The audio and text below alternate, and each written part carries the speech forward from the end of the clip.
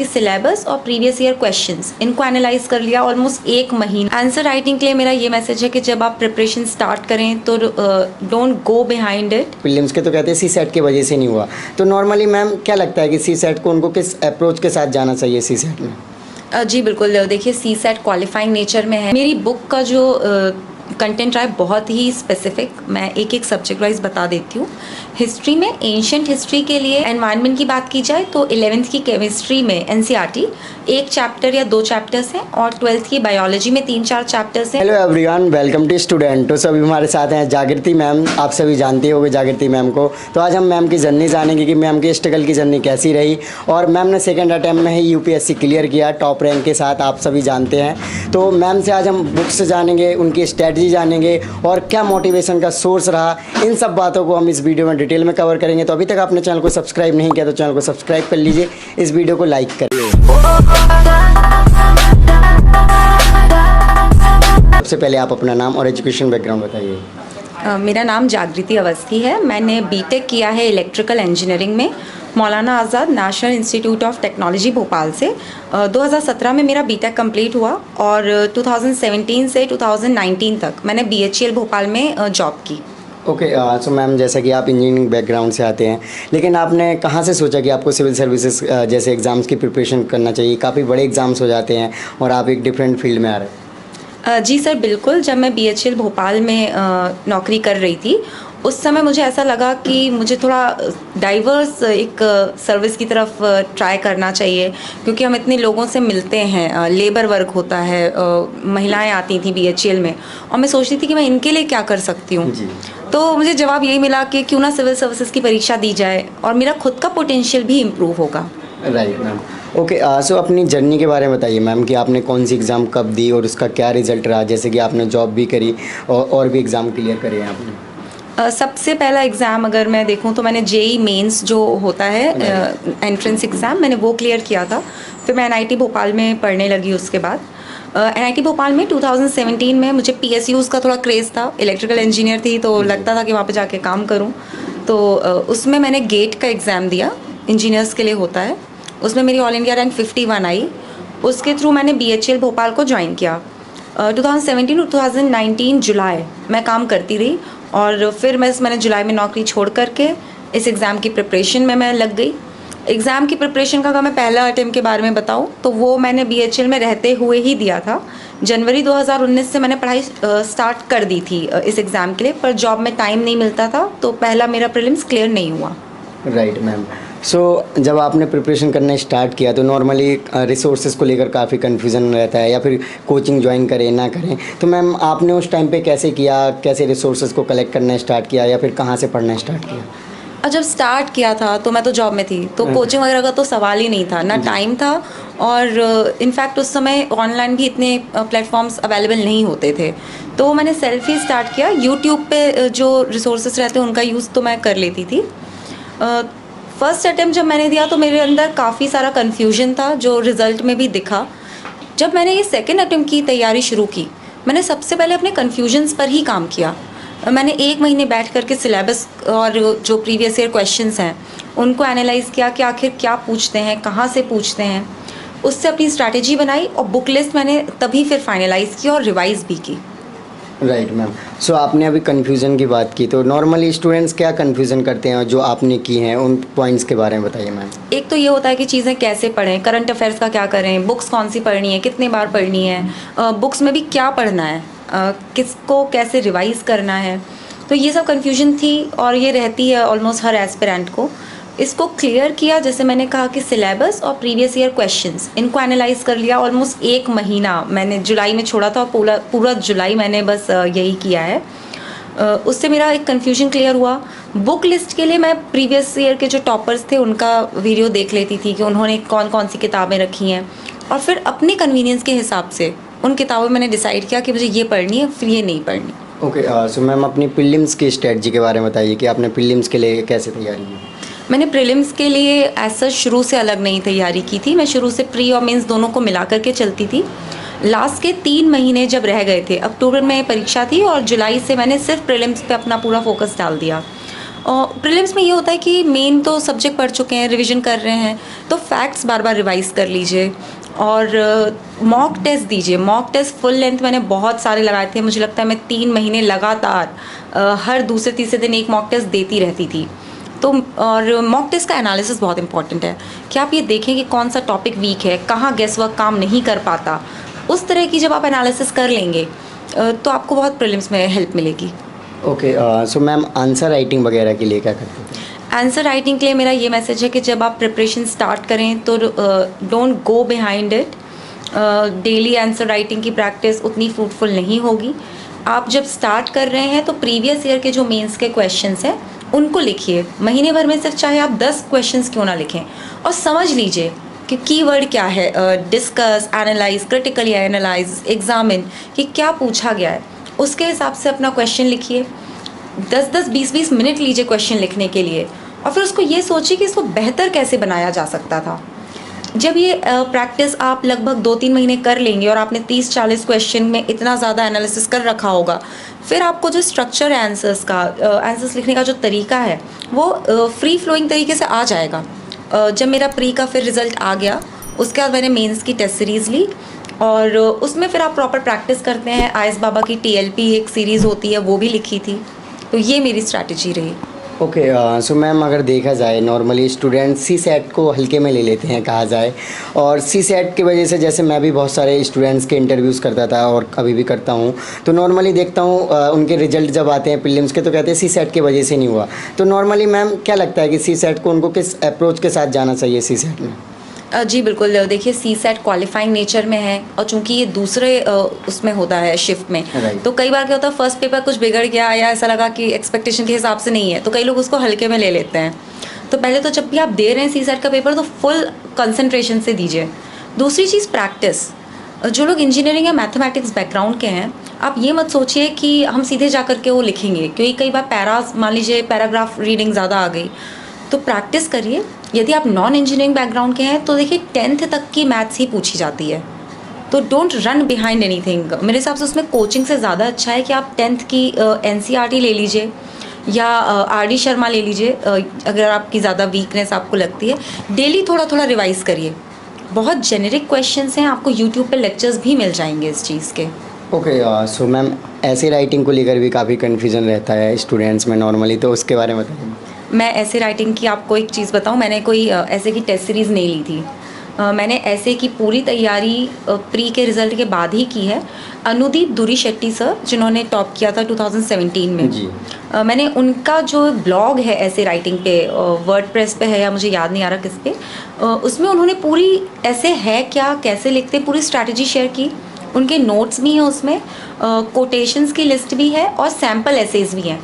उनको मैंने 2-3 बार पढ़ा ताकि मैं ये समझ सकूं कि ऐसे में आखिर लिखना क्या है, कितना डिफरेंट अप्रोच है। फिर मैंने प्रीवियस ईयर के 2-3 साल के पेपर्स उठाए और 6 से 7 एसेज मैंने खुद लिखे घर पे रहकर, और अपने एक फॉर्मर कलीग से मैंने उसे इवैल्यूएट करवा लिया। तो वो फीडबैक दे देते थे, क्योंकि टाइम इतना बचा नहीं था कि मैं टेस्ट सीरीज़ ले पाती, और ज़रूरत भी नहीं है। अगर आपकी राइटिंग स्किल ठीक ठाक है तो उतना इम्पॉर्टेंट नहीं रहता है। ओके, सो मैम आपकी इम्पोर्टेंट बुक्स की बात की जाए तो कौन सी बुक्स आप फॉलो करते हैं? मेरी बुक का जो कंटेंट रहा है बहुत ही स्पेसिफिक, मैं एक एक सब्जेक्ट वाइज बता देती हूँ। हिस्ट्री में एंशिएंट हिस्ट्री के लिए मैंने अपने खुद के कुछ नोट्स बनाए थे NCERT से, हालांकि NCERT बहुत कॉम्प्रिहेंसिव हो जाती है उसके लिए। तमिलनाडु बोर्ड की 11वीं क्लास की बुक आप पढ़ लीजिए। एंशिएंट के साथ साथ मिडिवल भी उसी से कवर हो जाएगा। मिडिवल में खासकर ध्यान दीजिए कि political structure, economic structure, social structure, art and culture, ये ज़्यादा इंपॉर्टेंट है। इवन एंशिएंट में भी यही चीज़ें ज़्यादा इंपॉर्टेंट रहती हैं। आर्ट एंड कल्चर इसी का पार्ट रहता है एक तरीके से। उसके लिए मैंने नितिन सिंघानिया सर के हैंड रिटन नोट्स और फाइन आर्ट्स NCERT की आखिरी के कुछ 4-5 जो पेजेस हैं ग्लॉसरी के, इस बार प्रीलिम्स में डायरेक्ट ग्लॉसरी से क्वेश्चन था, वो मैंने पढ़ी। और फाइन आर्ट्स की बुक में जो बॉक्सेस हैं हर मॉन्यूमेंट के बारे में वो किए। मॉडर्न हिस्ट्री के लिए केवल राजीव अहीर सर की मैंने स्पेक्ट्रम बुक पढ़ी। ज्योग्राफी की बात करें तो 2+2 11th और 12th की जो NCERTs हैं बस वो कंप्लीट की थी, और राजतनिल सोलंकी मैम के वीडियो लेक्चर्स देखे थे कंसेप्ट समझने के लिए। एनवायरनमेंट की बात की जाए तो 11th की केमिस्ट्री में एनसीईआरटी एक चैप्टर या 2 चैप्टर्स हैं, और 12th की बायोलॉजी में 3-4 चैप्टर्स हैं, 4 चैप्टर्स हैं, उनको पूरा कंप्लीट कर लिया। फिर जो कुछ भी वो पूछे जाते थे, जैसे करंट अफेयर्स में मैं PT 365 जो आती है कंपाइलेशन, उसको पढ़ती थी साथ में हर सब्जेक्ट के लिए। तो मैं उसमें अगर कोई कीवर्ड है जैसे कि बेसल नॉर्म्स है या स्टॉकहोम कॉन्फ्रेंस है, उस तरह का कुछ भी अगर आ रहा था तो मैं उसको बैठ करके फिर डिटेल में इंटरनेट पे गूगल करके या कुछ भी फिर मैं उसको देखती थी या डिटेल में पढ़ती थी। इन 2 चीज़ों के अलावा बहुत इंपॉर्टेंट है एनवायरनमेंट और ज्योग्राफी दोनों में मैपिंग। मैंने स्टूडेंट का एटलस ऑक्सफर्ड का जो आता है वो यूज़ किया था, आप दूसरा भी कोई कर सकते हैं। और साथ में गूगल मैप्स बहुत अच्छा सोर्स है, क्योंकि उसमें आप पिन पॉइंट लोकेशन देख सकते हैं चीज़ों की बस, और वहाँ पे आसपास कोई नदी है या कुछ है। एनसीईआरटी में जितने भी लोकेशंस आपको पढ़ें, आप उसको ज़रूर एक मैप बना लीजिए।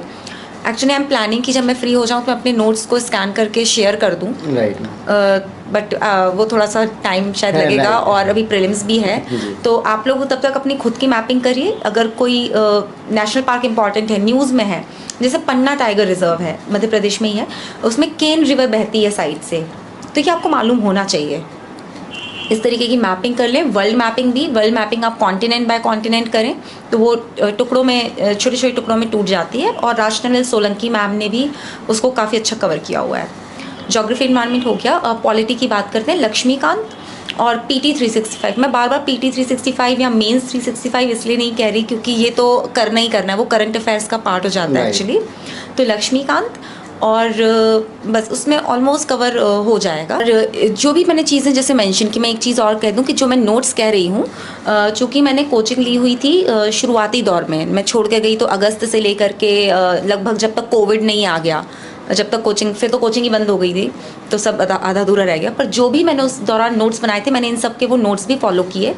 मगर मैं अपने एक्सपीरियंस से बता रही हूँ कि नोट्स में ऐसा कुछ नहीं है जो एनसीईआरटीज़ में या ये जो मैंने आपको बुक्स बताई हैं उनमें ना हो, तो उसके पीछे मत भागिए। कंटेंट सेम रहता है, टीचर भी आके बुक से ही पढ़ाता है। पर मैंने कहा कि क्लैरिफाई तो कर देना चाहिए। इतनी चीज़ें हैं। एनवायरनमेंट के लिए आप टेलीग्राम पे वैशाली आनंद मैम का एक चैनल चलता है, वैशाली आनंद एनवायरनमेंट करके, उसमें बहुत अच्छा क्वालिटी कंटेंट आपको मिल जाएगा। आप उसको प्लीज़ रेफ़र करिए और उसका हर कंटेंट को आप एक्सप्लोर कर लीजिए एक बार।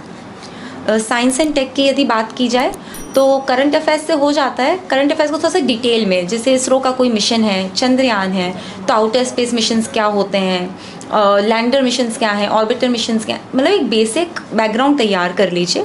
अगर आपको लगता है कि थोड़ा ज़्यादा ही वीक हो जाता है तो RS TV का, राज्यसभा TV का साइंस मॉनिटर देख लीजिए। इसके अलावा सब्जेक्ट्स में इकोनॉमिक्स, मैंने मृणाल सर का इकोनॉमिक्स का पूरा PDF और 11th क्लास की NCERT इंडियन इकोनॉमिक डेवलपमेंट, और इंटरनेशनल रिलेशंस के लिए मेंस 365 के लास्ट 2 इयर्स। सोसाइटी में क्योंकि सोशलॉजी मेरा ऑप्शनल था तो कुछ खास प्रिपरेशन नहीं की। ये बुक लिस्ट थी। ओके, सो मैम जैसे कि अभी आपने बताया सोशलॉजी ऑप्शनल के बारे में, तो कहीं ना कहीं ऑप्शनल का महत्वपूर्ण या इम्पोर्टेंट रोल होता है फाइनल लिस्ट में या फिर टॉप रैंक में एटलीस्ट देखा जाए तो मैम उसके बारे में बताइए आप कि सोशलॉजी के लिए अगर आपने कैसे प्रिपरेशन की। सोशलॉजी ऑप्शनल बहुत ही जेनेरिक और रिवॉर्डिंग ऑप्शनल है क्योंकि उसका GS से ओवरलैप है। इस बार तो ऐसे में सोशल इश्यूज़ पे ही डायरेक्ट टॉपिक आया था। उसकी प्रिपरेशन के लिए मैंने कुछ बेसिक मटेरियल रेफ़र किया। नितिन सांगवान सर की बुक आती है एसेंशियल्स ऑफ सोशियोलॉजी, वो मेरा बेस मटेरियल था।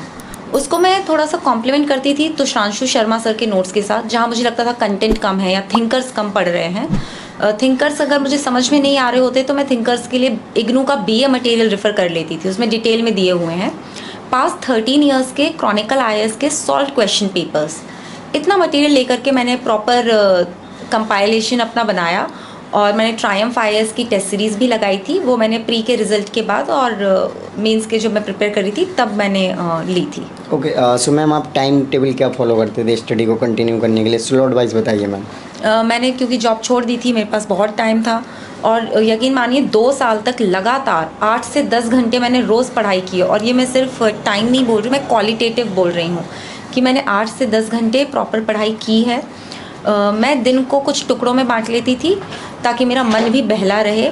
तो मैं सुबह का कुछ 3-4 घंटा ऐसी चीज़ों को पढ़ना जिसमें थोड़ा सा मेमोरी का यूज़ है, जैसे कि हिस्ट्री हो गया जो प्योर मेमोरी बेस्ड हो जाता है, हाँ फैक्चुअल। उसके बाद फिर दोपहर में कुछ खाना खाया, कुछ वेब सीरीज़ देख ली, फिर रिफ़्रेश हो गए, फिर इकोनॉमिक्स वगैरह। न्यूज़पेपर शाम के टाइम पढ़ती थी क्योंकि दिन में उतना टाइम नहीं रहता था और कई बार न्यूज़पेपर आता नहीं था टाइम पे, तो शाम में न्यूज़पेपर पढ़ लिया। न्यूज़पेपर के मैंने कभी नोट्स नहीं बनाए, मैंने कंपाइलेशंस पढ़ी हैं। आपको जो सूट करे आप पढ़ सकते हो। मैंने विजन आईएएस की पढ़ी थी और उनके प्लेटफॉर्म पे फ्री ऑफ कॉस्ट है।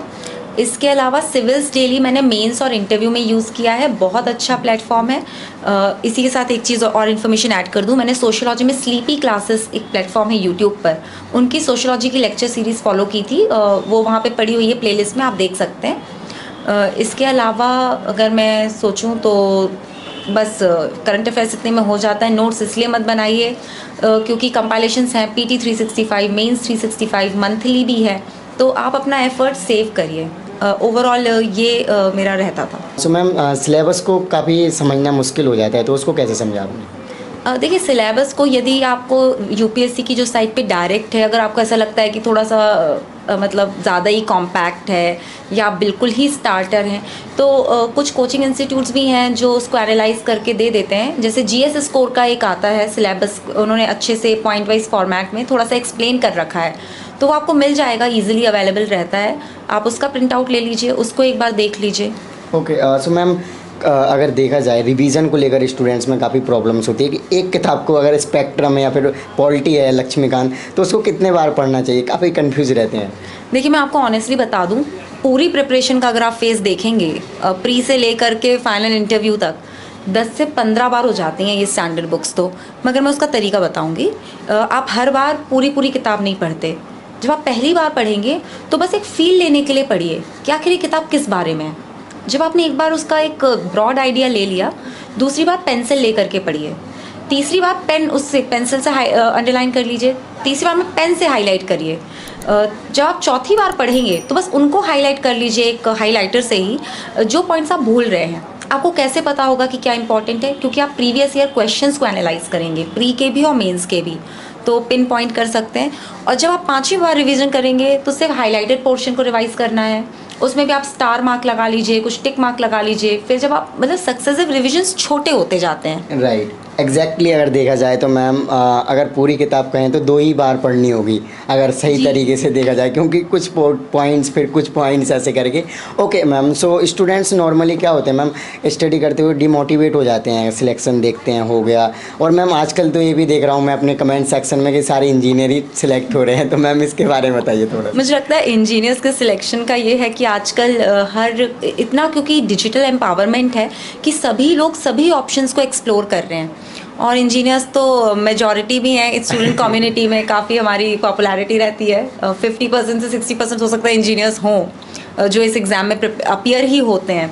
और थोड़ा सा एक लॉजिकल बेंट ऑफ माइंड होता है, क्योंकि कॉलेज में रह करके हमने प्लान बनाना, चीज़ों को समझना, ये इसकी थोड़ी सी तो आप देखिए इंजीनियर्स लेते ह्यूमैनिटीज़ के सब्जेक्ट ही है कई सारे, पर फिर भी ये चीज़ें हेल्प करती हैं। जैसे कि आपने देखा होगा आपका 2nd रैंक आया, तो उस टाइम आपका क्या रिएक्शन था, और डेफिनेटली आपने रिजल्ट के पहले एक्सपेक्ट नहीं किया होगा कि आप टॉप आ सकते हैं। रिज़ल्ट आने के लगभग 10 मिनट पहले तक, क्योंकि ऐसा लग रहा था कि आज आ जाएगा, आज आ जाएगा, और टेलीग्राम पे कुछ चैनल्स पे लोग फोटोज़ जा रहे थे यूपीएससी के, बोर्ड अब खुल रहा है, बोर्ड पे लग रहा है, तो डर लग रहा था काफ़ी। पर मैं पढ़ रही थी प्रीलिम्स के लिए, क्योंकि प्रीलिम्स में अब टाइम नहीं है। तो जैसे ही रिज़ल्ट आया मैंने सोचा मैं स्क्रॉल नहीं करूँगी, मैं सीधा कंट्रोल F करके अपना रोल नंबर ढूंढूंगा। वो इतना जल्दी फ्रंट पेज पे ही था, बहुत अनएक्सपेक्टेड था, और मैंने उसको 2-3 बार वेरीफाई किया कि ये मैं ही हूँ। बहुत खुशी हो रही है। आपने देखा होगा जब फाइनल लिस्ट में उसके पहले रिजल्ट के पहले, तो मैम जब आपने एक मिनट इधर से, जब आपने तैयारी करना स्टार्ट किया था तो मैम कोई ना कोई सोचा होगा कि इस फील्ड में आप डेवलपमेंट के काम करोगे, या ये करोगे, या फिर महिलाओं के लिए करोगे, या फिर जो बच्चे हैं उनके लिए, तो क्या करना चाहते हो आप? मुझे रूरल डेवलपमेंट की फील्ड में इंटरेस्ट है, क्योंकि पेरेंट्स के थ्रू थोड़ा सा रूरल से मेरा टच तो है, और उसके अलावा विमेन एंड चिल्ड्रन, टूरिज़्म में भी मेरा इंटरेस्ट है कि कुछ इनोवेटिव किया जाए। तो ये मेरी पसंद की फील्ड्स रहेंगी। हालांकि जो भी फील्ड मिलेगी उसमें मैं अपना 100% देने की कोशिश करूँगी। ओके, सो मैम आपकी नॉर्मली हॉबीज़ क्या रही हैं स्टडी टाइम पे? मेरी हॉबीज़ एक्चुअली स्टडी के टाइम पे ना इतना एक्स्ट्रावेगेंट हॉबीज़ मेंटेन करने का टाइम नहीं होता है, तो वेब सीरीज़ कभी देख लेती थी। और वैसे मुझे इवेंट्स ऑर्गेनाइज़ करना पसंद है, मुझे हेल्थ कुकिंग करना पसंद है, फोक म्यूज़िक सुनना पसंद है। ओके, सो आपका कहने का मतलब है आप स्टडी के साथ साथ काफ़ी एक्स्ट्रा करिकुलम एक्टिविटीज़ में शामिल रहते थे?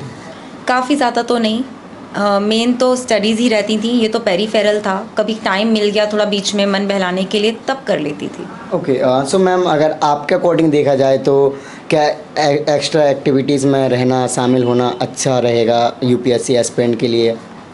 चूँकि 2 साल ले लेता है ये एग्ज़ाम, मतलब 1 साल की प्रिपरेशन फिर 1 साल का एग्ज़ाम की प्रक्रिया, तो आपको अपना मेंटल बैलेंस बनाए रखना बहुत ज़रूरी है। आप एक दिन पढ़ सकते हैं कि आप सिर्फ पढ़ते रहें, मगर वो फिर रूटीन में नहीं पॉसिबल होता। थोड़ा बहुत एक्स्ट्रा करिकुलर एक्टिविटीज़ करते रहिए। मैं कुछ वेब सीरीज़ वगैरह देखती थी, तो जैसे फ्रेंड्स देख लेती थी, दी ऑफिस देख लेती थी, तो थोड़ा सा एक वो बना रहता था कि हाँ ठीक है, लाइट रहता है माहौल। तो बिल्कुल बैलेंस बना करके चलिए। बस ये देखिए कि आप कहीं अपना टाइम ऐसा ना कर दें कि पढ़ाई हॉबी ना बन के रह जाए। ओके, सो मैम लास्ट में जो नए स्टूडेंट्स हैं जो तैयारी करना चाहते हैं तो उनके लिए आपका क्या मैसेज रहेगा? जब भी आप तैयारी शुरू करें एक क्लैरिटी के साथ करें, सारे कन्फ्यूजन्स को दूर कर दीजिए, ताकि एक बार जब आप स्टार्ट कर दें पढ़ाई तो कहीं भी आपको रुकना ना पड़े, कुछ सोचना ना पड़े, ये बहुत ज़रूरी है। तो जो भी मैंने कहा कि सिलेबस देख लेना, प्रीवियस ईयर क्वेश्चंस देख लेना, बुक लिस्ट फाइनलाइज कर लेना, तो ये सब चीज़ें पहले कर लीजिए, उसके बाद ही स्टार्ट करिए। 1 साल तक आप डेली मेहनत करिए, 8 से 10 घंटा। सुनने में लगता है कि 10, अरे 12, 14, नहीं, आप 8 से 10 से शुरुआत करिए, पर डेली पढ़ते रहिए और डेफिनेटली आपका हो जाएगा। Okay, so thank you so much ma'am for your lovely message. So I hope guys आप मैम की जर्नी से इंस्पायर हुए, मोटिवेट हुए। तो अभी तक आपने चैनल को सब्सक्राइब नहीं किया तो चैनल को सब्सक्राइब कर लीजिए।